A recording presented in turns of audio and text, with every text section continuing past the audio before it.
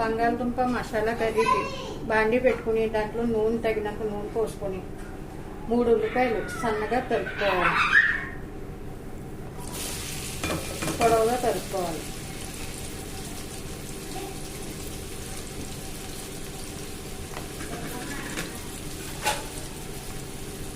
దీన్ని golden colour వచ్చే వరకు వేసుకోవాలి. ఇన్ని కదమ్మా, ఈసారి పసుపు వేసుకుని మళ్ళీ కొద్దిసేపు వేసుకోండి.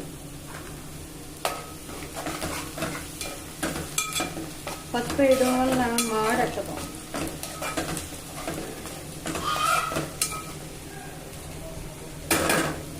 తర్వాత అల్లం వెల్లుల్లి పేస్ట్ వేసుకోండి.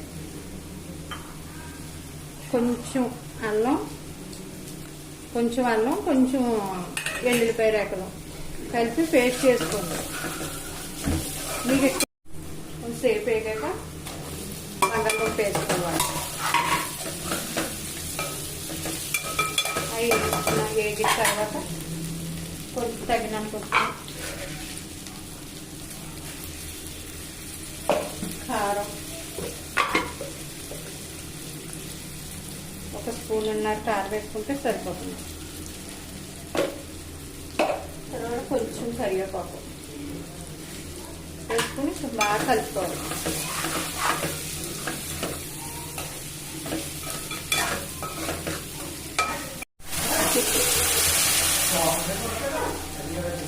తగిన నీళ్ళు పోసుకుంటే సరిపోతుంది. ఇప్పుడు బంగాళదుంప మసాలా కర్రీ రెడీ. కొద్దిసేపు ఉడకాలి. అయిపోయింది సూపర్ బంగాళదుంప కర్రీ.